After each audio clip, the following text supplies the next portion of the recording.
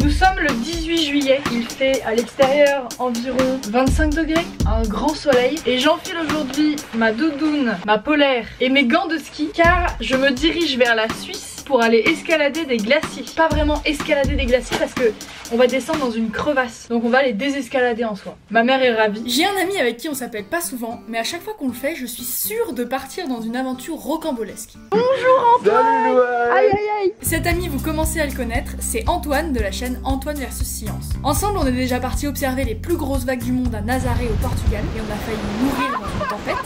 On est aussi allé à la rencontre des cachalots aux Açores, enfin surtout à la rencontre du mal de mer pour ma part, mais bon, passons. Ça va pas du tout. Cette fois-ci, il m'a appelé pour m'inviter à escalader un glacier. Et moi, comme j'aime bien faire des aventures sur un coup de tête, j'ai dit oui. Évidemment. Sachez que je suis une très grande fan de l'âge de glace, donc me plonger dans les décors du film au plus près de l'expérience des acteurs, ça me remplit de joie. Après vous allez le voir dans le reste de cette vidéo, mais je pense que le mammouth est quand même plus agile que moi sur la glace et que ça va me chagriner cette histoire. Pourquoi il y a des gens ils mettent des bonnets, ça leur va? Et moi je ressemble à un pissenlit à qui on aurait arraché toutes ses feuilles.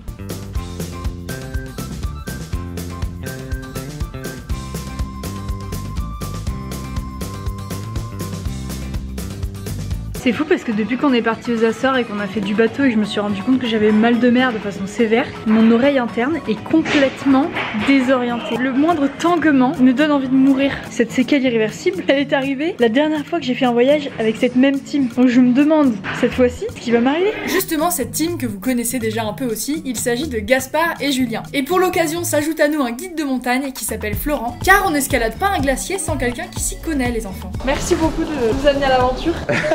Les présentations sont faites, alors c'est parti. Il est 5h45, vous êtes prêts?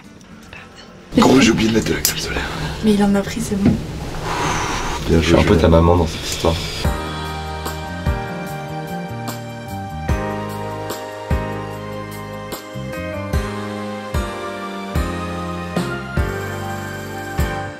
C'est pas le même, c'est moins le cas.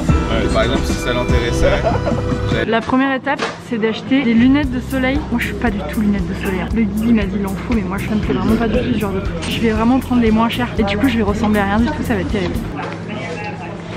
Bah voilà, une rockstar. Oh, c'est horrible. Je peux pas porter ça. Mon dernier choix se porte là-dessus. Et je suis maintenant un papa prêt à switcher de la lunette de soleil à la lunette de vue. Et je pense que je ne vais rien voir avec les lunettes de soleil seules, donc je vais mettre les deux. On est venu ici parce que Antoine a réalisé une vidéo sur sa chaîne pour montrer l'impact du réchauffement climatique sur le glacier. Et Dieu sait qu'il est grand. Imagine t'as un rocher au fond du glacier comme ça, hop, il empêche le glacier de couler et t'as tout le poids du glacier qui est dessus. Regarde, écoute.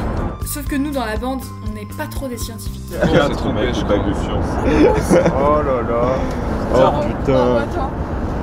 On a donc laissé cette partie à Antoine qui était un peu désespéré par ce niveau médiocre. Je fais l'explication à mes abonnés. Et en plus d'être pas très scientifique, on n'était pas très équipés non plus. Les gars, ils sont venus sans sac à dos. Attends, on va pas s'encombrer quand même, je sais pas, c'est pas le délire. Gaspard, du coup, il est en charge de la corde. On a quitté les grandes routes pour s'engouffrer dans les petits chemins de montagne jusqu'à arriver au barrage de Moiry. Oh, c'est apocalyptique, on se croirait dans un dôme, genre on peut plus sortir. Et après tout ce chemin, on a enfin aperçu la bête. On vient de nous donner des baudriers, comme à l'escalade en 4ème, puisqu'on va descendre une crevasse en rappel. Et moi j'avais pas compris, je me suis dit on va descendre. Et non, on a des baudriers, des cordes et tout, genre c'est un truc de dingo. Petit casque quand même qui se rajoute. Et ensuite... Ça va Antoine, l'inquiétude là? T'es comment? Bah je me chie dessus. Au vu de ces révélations, j'ai préféré m'assurer une caution de survie avant de partir. Faut éviter de te perdre avant le repas. Après on s'en fout. Car c'est moi qui ai les sandwichs, donc attention. Toujours en vue de la survie, on s'est équipé avec des chaussures un peu plus adaptées que des Converse. Putain, la classe ces chaussures en vrai là. Ça va, c'est confort. La review c'est 10 sur 10. Et enfin, la grande aventure pouvait commencer. C'est incroyablement stylé. Je suis vraiment trop heureuse d'être là. Je crois qu'on va aller tout là-bas. Ces chaussures ne sont pas du tout confortables. c'est confort. Je ne suis pas du tout sereine pour une marche de quelques heures là. Ah, ça patouge. Ploc ploc. On a commencé depuis une seconde et on traverse déjà une cascade.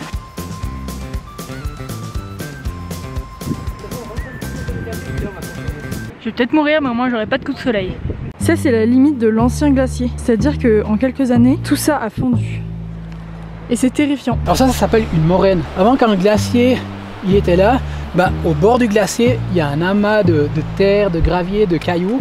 Parce que le glacier, il poussait justement contre les extrémités droite et gauche. La hauteur du glacier où il était avant, c'est au sommet de cette moraine. 100 mètres de glace, là. Il y avait 100 mètres là, plus ou moins. On a marché environ 1 heure, et au fur et à mesure qu'on se rapprochait de ce petit bout de glace, qui était pas vraiment si petit que ça finalement, C'est incroyablement stylé. l'ambiance devenait de plus en plus comme dans Interstellar. On se croirait sur Mars. C'est fou. C'est gelé, je perds mes phalanges. Le silence, c'est fou. J'entends le bruit des bâtons des gens devant là. Des gens devant qui sont mon groupe en fait. Que j'ai perdu, qu'il faut que je rattrape. Deuxième cascade. Hop, flou. J'ai peur qu'un bouquetin sauvage me saute dessus. Encore une cascade. Allez. C'était d'autant plus perturbant qu'on était dans le cimetière de l'ancien glacier en fait. Et ça rendait le tout un peu déprimant parce qu'il y a 20 ans de ça, on aurait été sur la glace à cet endroit précis. Premier pied sur la glace. Oh là là, mais c'est pas du tout stable cet endroit. Si. Ah. Waouh, c'est fou. C'est de la glace ça. C'est incroyable. Ça y est, on a rencontré la bête. On y est. Tout ça à partir de maintenant, c'est que de la glace. Regardez. Le sol est constitué de cailloux et de glace. On dirait de la terre, pourtant c'est dingue. C'est de la glace millénaire, peut-être qui date de l'âge de glace. Peut-être que Mani et Sid ont marché ici. Qui sait. C'est extraordinaire à voir. C'est marrant parce que j'ai grandi dans une station de ski et du coup je connais déjà pas mal de trucs sur la montagne et les glaciers. Et pourtant grâce à Florent qui prenait le temps de nous expliquer, j'ai appris plein de trucs pendant cette journée.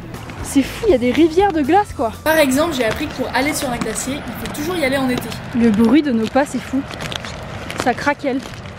Parce que le reste du temps, les crevasses sont recouvertes de neige, donc on les voit pas. Et mettre le pied dans une crevasse de 40 mètres de profondeur qu'on n'a pas vue, c'est pas un programme très joyeux. C'est le moment du baudrier. Je ne sais pas comment ça marche Antoine. Je ne sais pas où aller avec cette cordelette. Jusque là je me disais qu'escalader un glacier c'était pas aussi dur que je me l'étais imaginé. Et en fait c'était juste que ça n'avait pas encore commencé. On part sur l'ascension de la bête là. On a les crampons, tout l'attirail, les gants. On y va tout au piolet qui est une sorte de pioche meurtrière. Et le problème dans tout ça c'est que j'ai envie de faire pipi maintenant. Et en plus il y a des petits bruits de rivière qui font quand même un bruit de pipi. Voilà, partout. On est entouré de bruits de pipi. Et on ne peut pas y aller. Je vais me trucider la tronche avec mon piolet. C'est quoi ta crainte? Ça dans une cuisse, ça m'a déjà fait mal. J'ai les crocs au sens propre comme au figuré. T'as compris? Des petits crocs quoi. Et allez, on est parti. Ah mais c'est très dérangeant en fait d'avoir un machin là qui nous tire. Je suis désolée Julien, je te fais tirer ma carcasse. C'est monstrueux. Aïe. C'est très très dur. Ah c'est raide. On était à peu près 3000 mètres d'altitude et vous le savez peut-être, mais plus on est en altitude et plus l'oxygène est rare. Donc pour un effort physique c'est beaucoup plus compliqué. Je vous dis ça seulement pour justifier mon manque de condition parce que j'ai vraiment pas d'autre excuse. Et en plus je me mettais vraiment des bâtons dans les roues parce que pour faire des plans stylés je posais la caméra mais après il fallait aller la rechercher. Et en plus d'être ridicule, c'était beaucoup d'efforts. Donc j'espère que vous appréciez les plans stylés. Et là, on va escalader la partie la plus raide. Il faut prendre le piolet et monter avec le piolet. Aïe. Aïe. Aïe, aïe. Tac. Et là, je m'appuie parce qu'il retire ma vis, ce petit machin. Et après, on repart. Hop là. Et après, quand ça deviendra vraiment intense, mais là, c'est déjà intense en fait, je ferai. Je m'accroche. Mais t'es une grande professionnelle, non? Oui, c'est le piolet jaune, il faut savoir. Alors là, ce qui se passe, c'est qu'on était trop nombreux à la corde, on n'arrivait pas à monter. Du coup, il n'y en a que 2 qui vont monter. Et on verra si on peut venir chercher les autres ou s'ils vont rester périr ici. Oh, mais Spider-Man! Et en plus, on se reçoit des bouts de seum de glace qui nous sortent de la façon. Explique ce qu'il fait. Il monte. Bah, ça se voit assez, je pense. C'est assez visuel. Non mais explique qu'il va nous assurer. Là, il nous a attachés comme un chien au supermarché. On est attachés à la montagne, il monte tout en haut, il nous assure d'en haut. Au début de l'ascension, il y a ma gourde. On la voit très bien, elle dépasse de mon sac. Et au milieu de l'ascension, d'un coup, elle n'y est plus. Que s'est-il passé? Vous vous en doutez, la gourde est tombée. Elle a décidé de quitter l'aventure de son plein gré en descendant seule une pente presque verticale. Un bout de métal qui tombe du haut de la montagne à toute vitesse sur les copains. C'est pas du tout dangereux. Heureusement, plus de peur que de mal, mais maintenant elle a plein de petites cicatrices partout. Elle est marquée par la vie quoi. Heureusement qu'elle a assommé personne quand même. Ça aurait été... Non, ça aurait été un peu relou. Ça va? Horrible. Là on est clairement... Là c'est vraiment chaud là. Là c'est vraiment chaud. Je vais être honnête, là on est en pente. Vlogger, sais pas, je le fais pas sereinement. Mais on est rempli de glace en fait. Putain, c'est toute la glace qui nous tombe d'en haut, c'est chaud. C'est vrai, tu te sens comment? En vrai, c'est trop kiffant, mais. J'ai mal partout. J'ai fait tomber ma gourde, je suis dégoûtée. Là on s'arrête, il faut se stabiliser dans une pente très très raide. Mais je n'y arrive pas, moi je me casse la gueule. C'était tellement dur la montée que là c'est une petite promenade de santé en fait. C'est fou. Là tu disais c'est des crevasses qui se sont refermées à cause de la neige et il faut pas mettre le pied dessus. C'est des ponts de neige, ouais. Parce que sinon on tombe quoi. Ben, on voit pas ce qu'il y a dessous, mais si on met le pied dessus, il y a beaucoup de chances qu'on s'enfonce dedans. Mais... Yes. Ça va Antoine? J'ai pas de vertige normalement, mais là. Ouais de ouf, j'ai les jambes qui tremblent. Après les cascades, on s'est tout naturellement mis à traverser des crevasses. Oh la cata. C'est fou.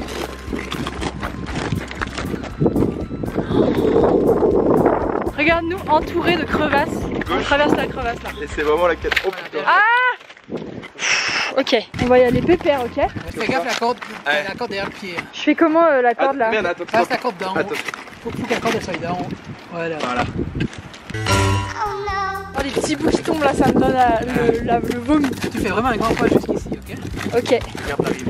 Allez, 1, 2, 3. Ça va. Puis à descendre en rappel dedans, en toute détente. On va descendre là-dedans. Vous voulez descendre en premier? Non, bah non, du coup, moi j'ai toujours envie de faire pipi depuis tout le temps. Je vais m'évanouir de pipi ou de peur, je ne sais pas. La dernière fois que j'ai eu un baudrier attaché à une corde comme celui-là, j'étais en 4ème en cours de PS, option escalade. Et c'est un souvenir qui me rassurait pas mal parce qu'à l'époque j'avais pris le parcours rouge et j'avais eu 18 sur 20. Et bien sachez-le, le rappel sur glace ça n'a absolument rien à voir avec l'escalade en 4ème.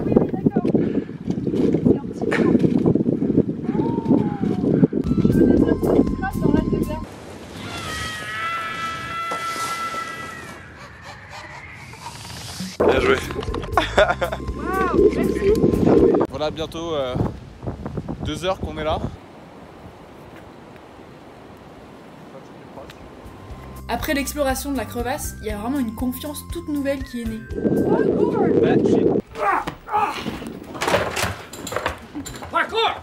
On a doucement engagé la descente et à ce niveau-là, mes pieds n'étaient plus qu'un tas de peau morte douloureuse et compressée. Et j'avais vraiment hâte de les libérer de cette prison que sont les chaussures de randonnée. C'est tellement pas confortable, c'est effrayant. On est posé pépère On rappelle comme ça. dans une pente à 90 degrés. On attend que Florent installe le rappel car on va descendre cette montagne en arrière. Tu fais quoi quand ton téléphone sonne mais que tu peux pas répondre? Tu rappelles? C'est pas mal. C'est pas mal pour une blague à cette altitude et à cette fatigue, je valide. Pour faire du rappel sur la glace, Florent plantait des espèces de grosses vis. Et j'en doutais aussi au début, mais en vrai c'est super solide. Et après il nous assurait en faisant glisser la corde dedans. Alors techniquement, oui, la vie ne tient plus qu'à un fil. Un gros fil certes, mais un fil quand même. Et disons qu'une fois en bas, j'étais plutôt soulagée. Allez, je vais rentabiliser mes lunettes pour la descente. Parce qu'elles m'ont coûté quand même rudement cher. Et je les ai pas mis une seule fois. Ouais, t'as un feu doux. Ouais, c'est gentil. On descend et c'est super dur. Mais regardez ma gourde que je retrouve. Je suis soulagée. Voilà, la journée est complète maintenant que j'ai retrouvé ma gourde. Aïe aïe aïe aïe. Ah, j'ai les pieds, mais dans une douleur. J'ai très mal aux pieds. Retour à la vie de hippie. Maintenant qu'on a fait le glacier, c'est zou. Je vais retourner à la caravane, pépère. C'était une aventure absolument incroyable, notamment car je me suis sentie complètement connectée avec mon animal totem. Ça va mes petits mammifères?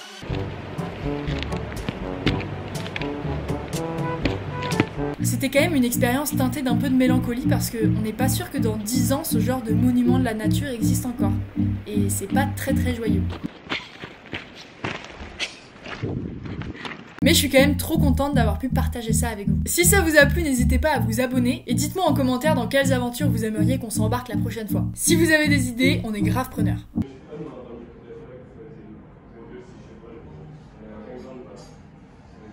Ça c'est le retour de l'aventure, tu vois, qu'on montre pas dans les documentaires. C'est quand il faut laver les crampons. Ouais, c'est moins marrant. Hein. Et ça pue en plus tout ça. On a moisi des pieds là-dedans toute la journée. Ça ne sent pas bon. Voilà, clairement. Ouais. Fin d'aventure. Fin d'aventure, c'est moins Instagram friendly. Hein.